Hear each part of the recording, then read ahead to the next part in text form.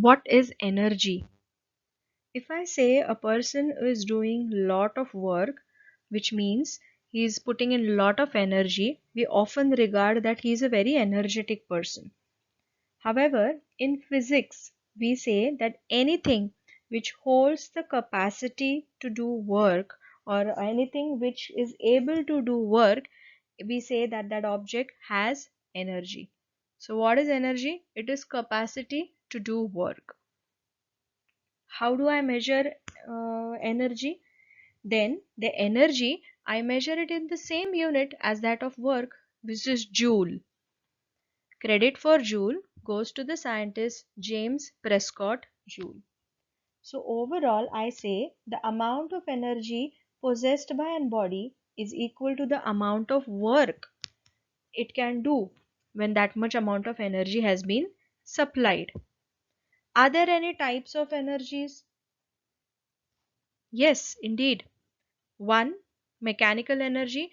They are made up of two subtypes, potential and kinetic. Together they make up mechanical energy, energy of movement. Heat energy, chemical energy, electrical energy, light energy, sound, nuclear, tidal, geothermal, many more. So all these are different forms of energy, and this year we will only look into the first category, that is mechanical energy. So in the coming slides we will see what is potential energy, what is kinetic energy. Let us now try to categorize mechanical energy.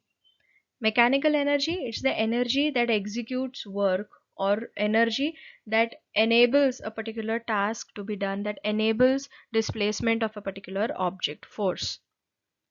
There are two types. First, kinetic energy. It is the energy possessed by a moving object. So any object in motion will have kinetic energy. Look at the figures. A bullet fired from the gun has kinetic energy.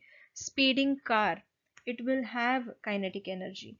Wind moving the turbines of a wind mill will possess kinetic energy. So any energy that is associated with the movement of an object has kinetic energy.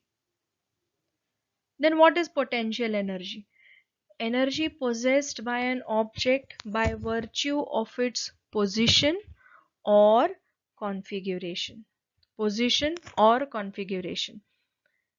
Look at this. There is a car who has been raised up using a jack.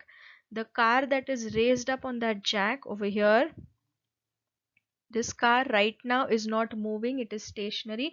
Does it have energy? Yes, it has potential energy by virtue of its position. Look at the second and the third picture. In the second picture, you see a string out here.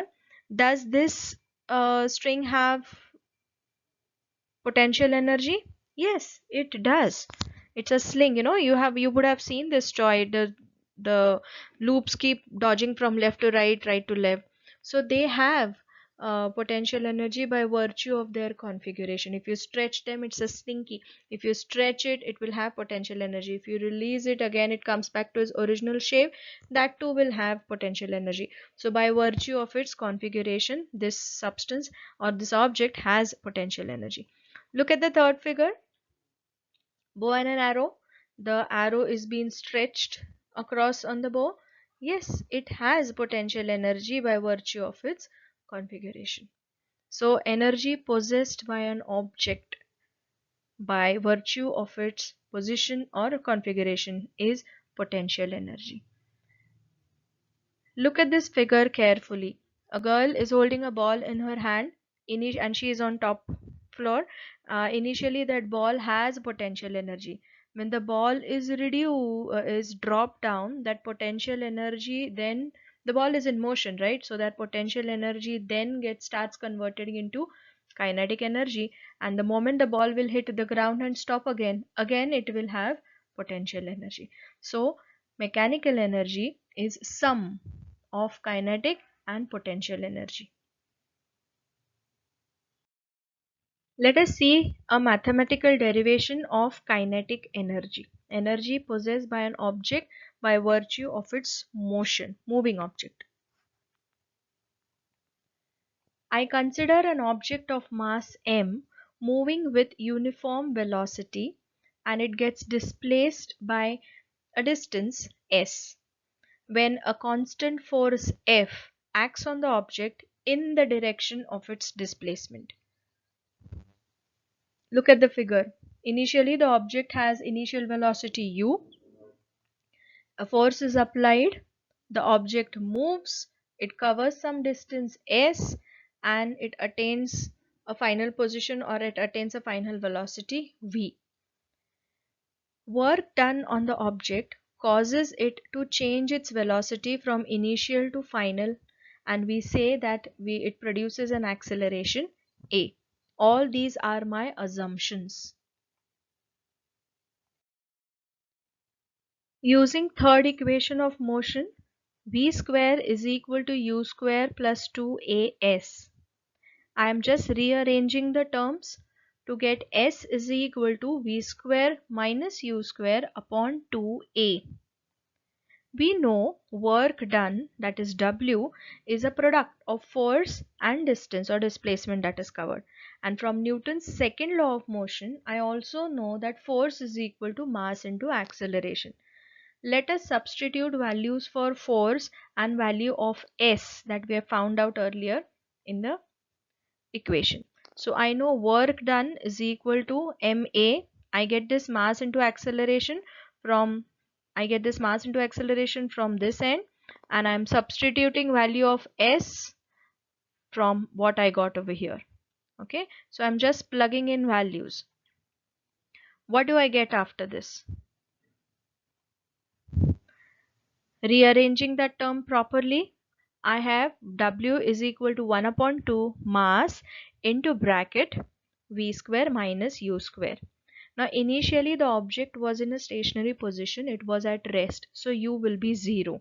So now what do I have? Work is equal to half mv square, and this work done is equal to the change in the kinetic energy, that is, or the work done is at the cost of kinetic energy that I have, and hence I get that equation that E energy, I put a subscript k that indicates its kinetic energy. You can also write it as k dot E is equal to half mv square.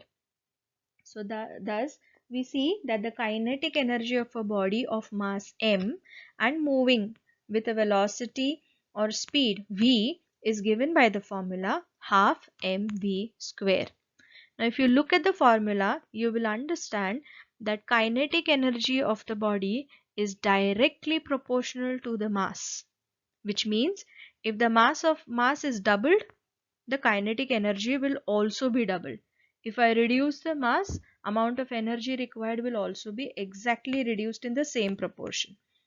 Also, the kinetic energy of a body is directly proportional to the square of velocity of the body, which means if the velocity of a body is doubled, the kinetic energy will become 4 times. Why 4 times? Because this is v square. Okay, do remember this.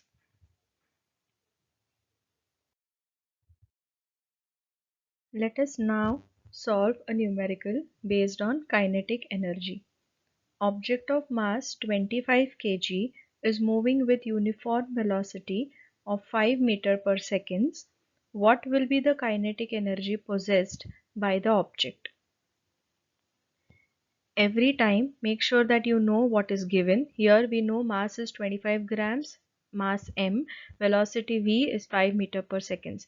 Whenever you are writing down given, ensure that whether the units are as per the correct metric system, or else you need to convert it. Identify the same right away. We have to find out kinetic energy. We know the formula for kinetic energy is equal to half mv square. Substituting values, we have 1 upon 2 multiplied by 25 multiplied by 5 multiplied by 5. Compute the answer, you'll get it as 312.5 joules. Ensure that the final answer has units mentioned. Now that we know potential energy is the energy possessed by an object by virtue of its configuration, let us try to derive it. The potential energy of an object will increase as the height of the object increases. That is because we are doing work against gravity. We call this as a gravitational potential energy, and we have to do work to raise that object above the ground to reach a prescribed height. Look at the figure. I have an object of mass m which has been raised through height h. Force needed is equal to the weight of the object, which is equal to F is equal to mass into g. Now g over here is acceleration due to gravity. Work done on the object against gravity W is equal to force into the displacement. I know force is m into g. Substituting values, I get W is equal to mg into h. So this is the energy that is gained by the object, and hence it is potential energy of the object at height. So I write it as E subscript P. You can also write it as P dot E is equal to mgh. Potential energy can change if the ground level changes. Look at the figure. We know what is potential energy. Now in this case, there are two different paths which have been taken to move an object from position A to position B. And height covered in both the cases is just the same. Look at the first figure, path 1. The object is being lifted straight up to B, whereas in path 2 the object has taken a different path, and again it has been raised to the same height, which is B. Okay, now in either of these cases, what I see, what will be the work done? Now over here, irrespective of the path taken, the work done on the object would be mgh. Why do you think this is that? That is because vertically the height remains the same, and work done, whether the path taken is different, yet if it is raised to a certain height at point B, both the objects will possess the same potential energy. Let us now try to see a numerical based on potential energy. A box with mass 12 kg was placed on top of a cupboard of height 5 meters.